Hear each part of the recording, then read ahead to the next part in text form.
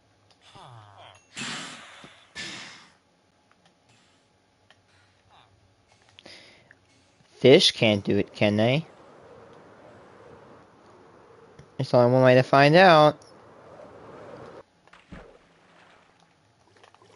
Oh my god, they can! No! What the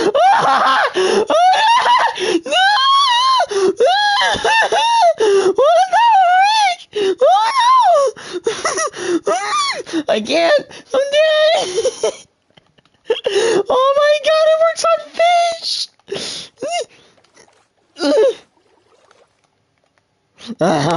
Oh my god, ever heard of the fish rave? You freaking hit it! Fast scale on other mods. Oh my Mods god. asterisk. Yeah, hold on. Oh my god, even the Vex is enjoying it.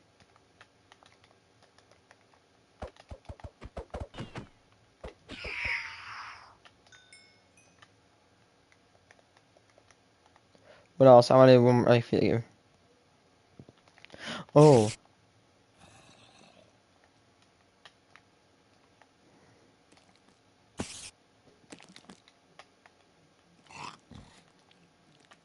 Play the other side disc with listening.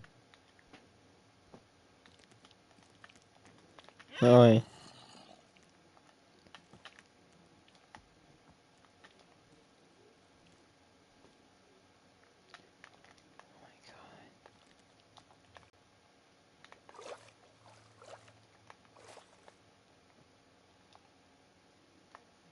Oh my god, that's so cute!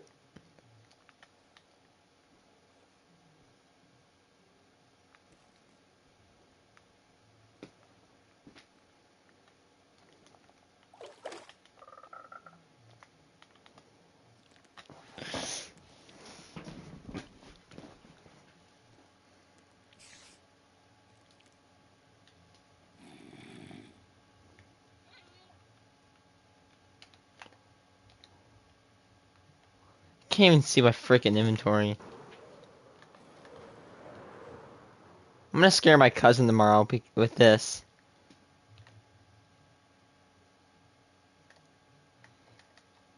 Eddie.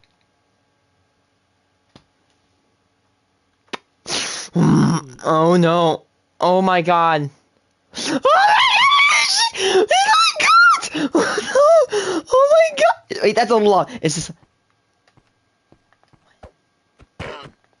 It's a llama! It's a llama!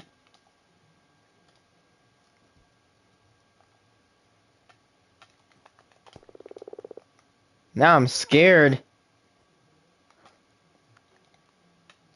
Oh my god. The fish. Holy shit.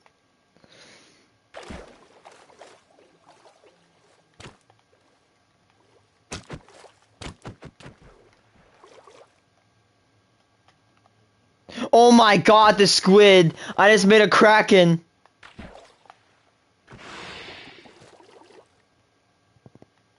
Now, actually, this command could be useful. Oh my god, what happens if we do it to the ghast?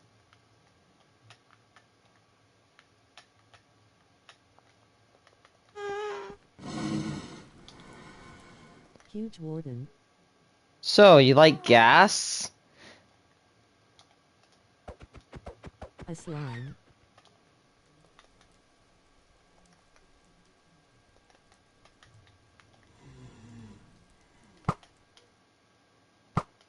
As if gas...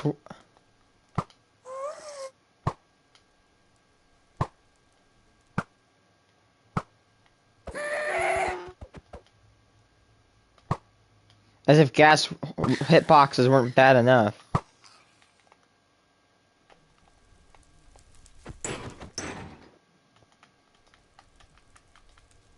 Do a slime trust me, do a big slime even bigger. Yes, even bigger. Oh, perfect sample. Huh. It doesn't work on slimes.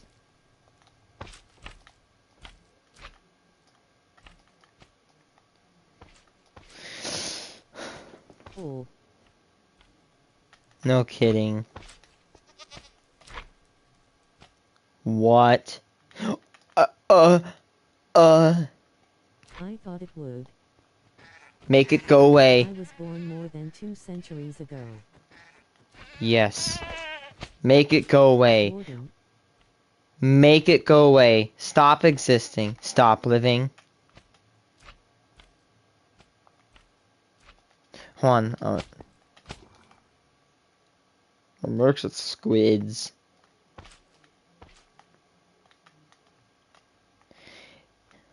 Hey guys, are you scared of wardens? I'm about to bring out your worst nightmare.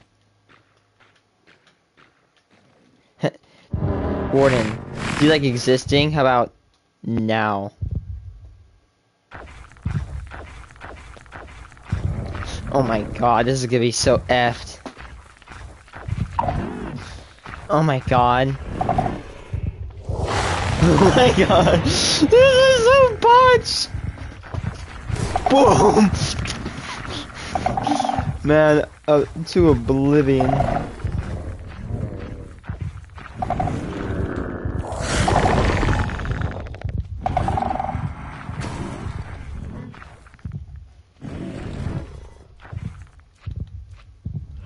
Do they get smaller?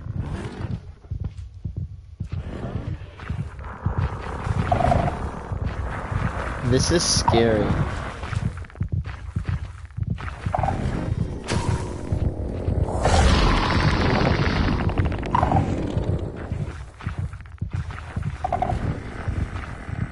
yes. Yep, they get smaller. I'm guessing the 100 means, like, come on. Over time. Oh my god.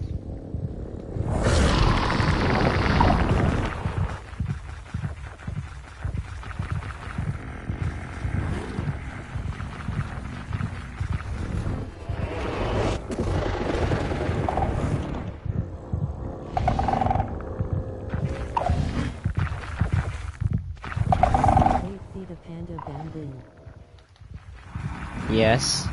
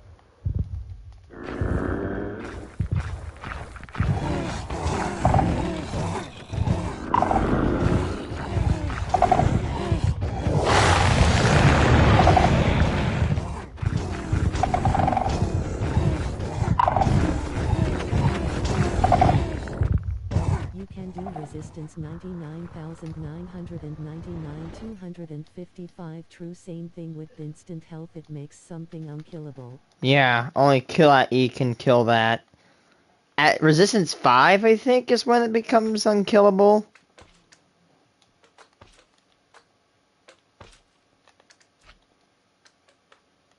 Man. Oh no.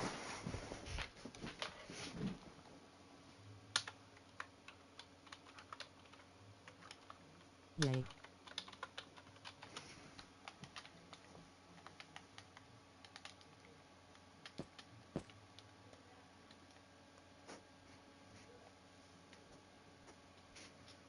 Oh, it didn't.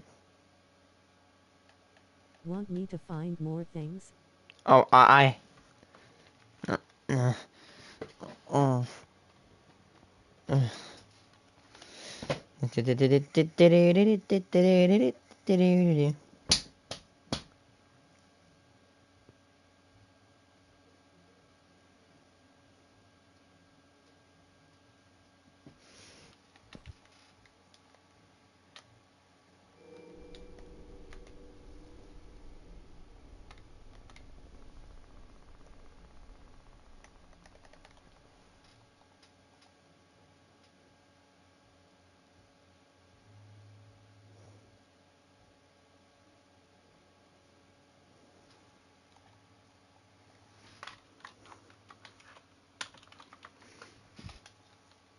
Huh.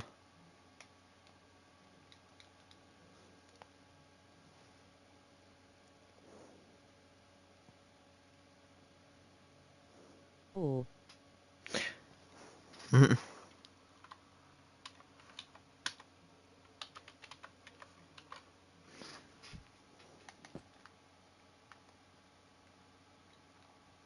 Do a horse one. Oh no, yeah.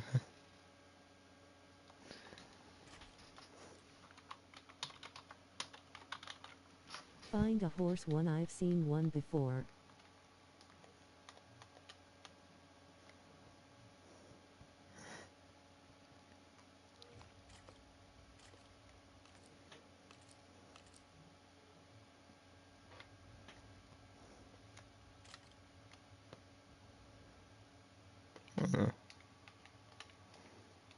Oh wait, what? I know George Washington gave good head. POV, your body leaves your soul. Oh,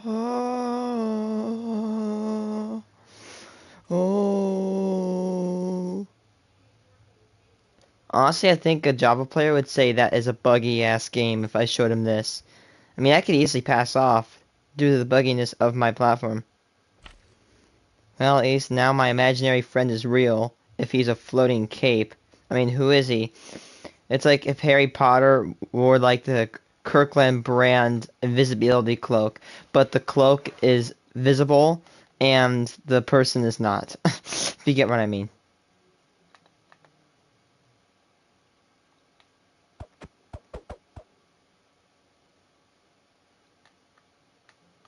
And I spoke with President Carter 108 years ago. Kinda. Oh no.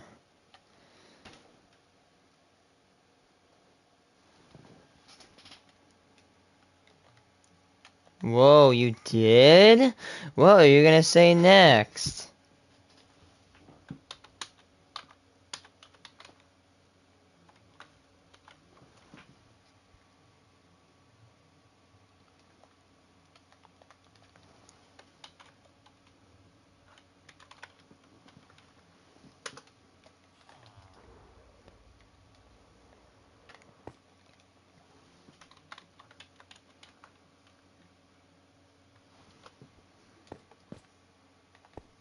Oh my god, did you see that?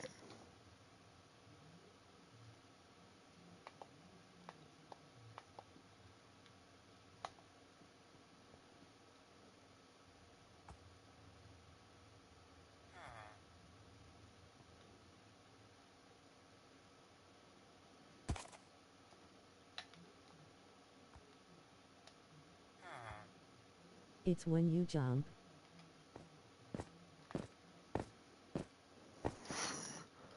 Oh.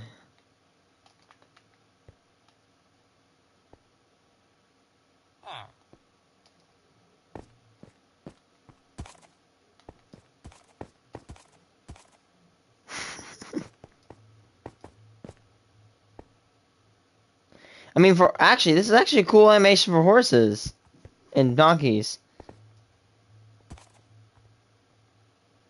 I know my friends I know are in the cemetery. I guess they were dying to get there.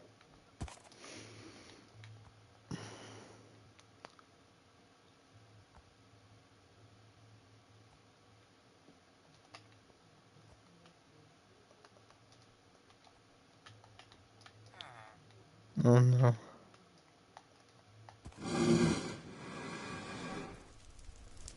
Dude, he looks like Chrissy from the first episode of season 4, if you know what I mean.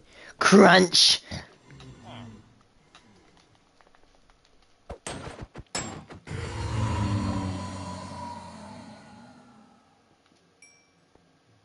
Something tells me this guy's lying thinking face. Yeah, I couldn't put my finger on it.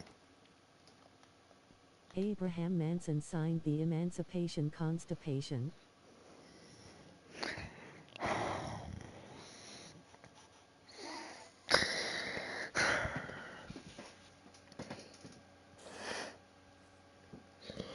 I think he did that last night when I ate McDonald's.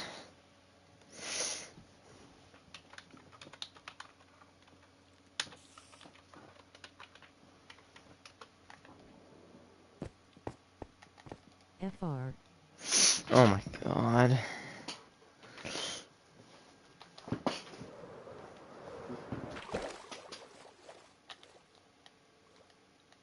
Knock knock knock.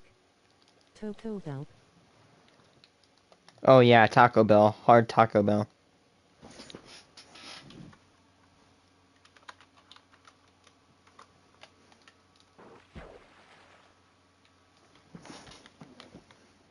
My name is not Abraham Lincoln.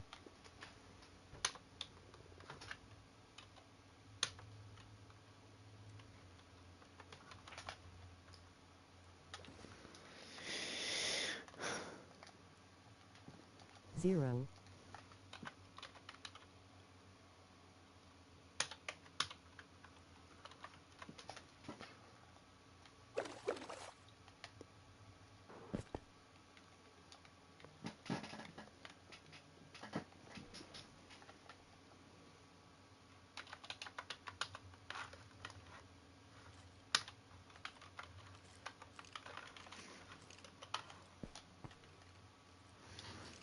We must build the planet itself with Unity. Unity. Do a repeating command block summoning Evo Fangs. Oh no. You know, It's Evo something.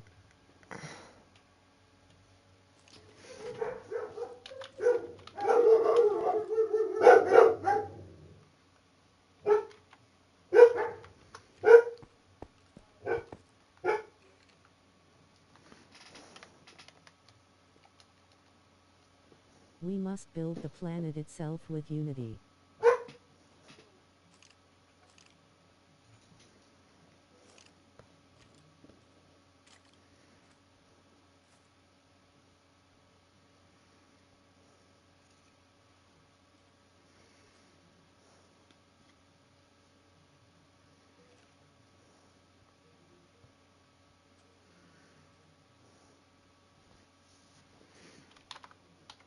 I am sorry.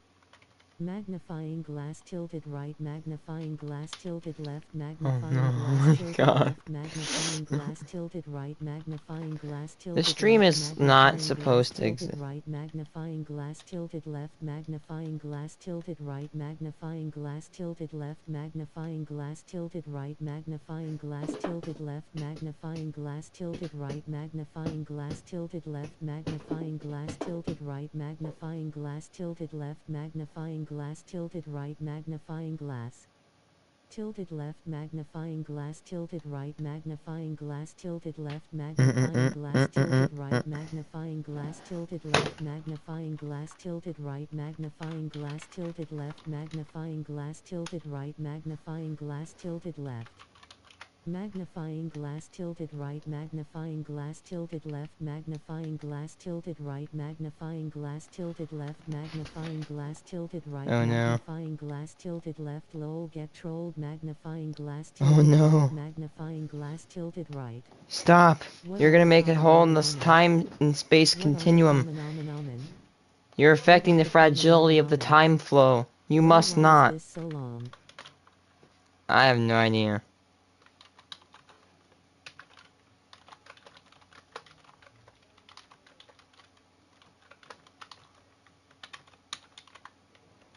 What are the common Magnifying glass tilted left, magnifying glass tilted right, magnifying How to drive glass things to tilted left, extinction? magnifying glass tilted right, magnifying glass tilted left, magnifying glass tilted right, magnifying glass tilted left, Oh magnifying no. glass tilted right, magnifying glass tilted left. Hey guys, you wanna hear a magnifying glass secret to tilted how they right, actually make magnifying diamond glass trees? tilted left, magnifying glass tilted left, magnifying glass tilted right, magnifying glass tilted left, magnifying glass tilted right, magnifying glass tilted left, magnifying glass tilted right, magnifying glass tilted left, magnifying glass tilted right, magnifying glass tilted left, magnifying glass tilted left, magnifying glass tilted right, magnifying glass tilted left, magnifying glass tilted right, magnifying glass tilted left. Magnifying glass tilted right, magnifying glass tilted left, magnifying glass tilted left. It's like magnifying. Does it matter if it's tilted left? Tilted left, magnifying Oh glass no. tilted right, magnifying glass tilted left, magnifying Replace glass tilted right, diamond. magnifying glass tilted left, magnifying glass tilted right, magnifying glass tilted right. No. Objects we as Americans love. Please stop this, I am sorry. Oh god damn it, no. Please.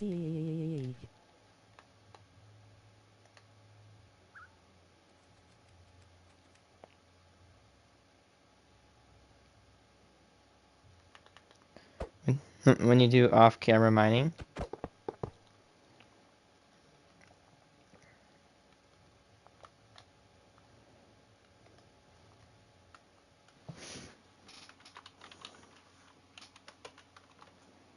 Magnifying glass tilted right, magnifying glass tilted Here's how you do it.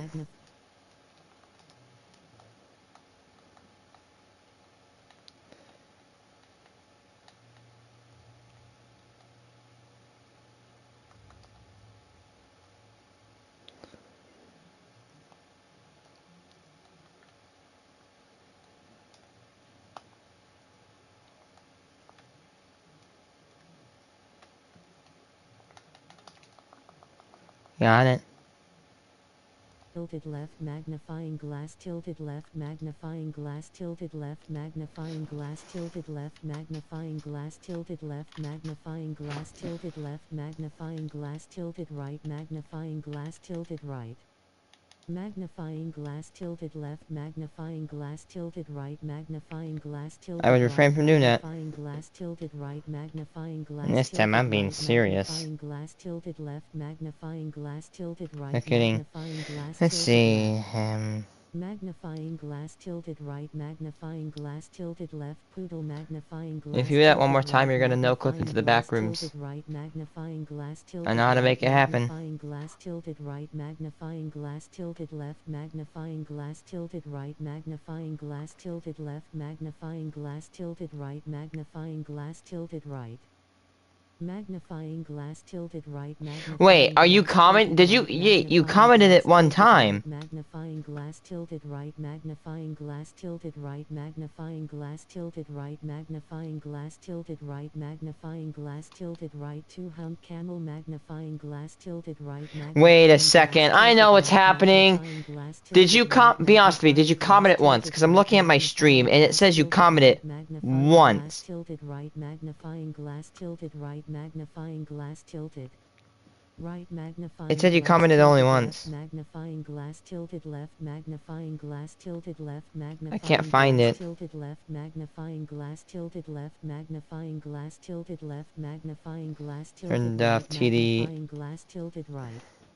Magnifying glass tilted left, magnifying glass tilted right, magnifying glass tilted right, magnifying. Oh shit, it might be doing that repeating glitch that I always get. Magnifying glass tilted left, magnifying glass tilted right, magnifying glass tilted left. Magnifying glass tilted right, magnifying glass. Here, let me try to left, restart. magnifying glass tilted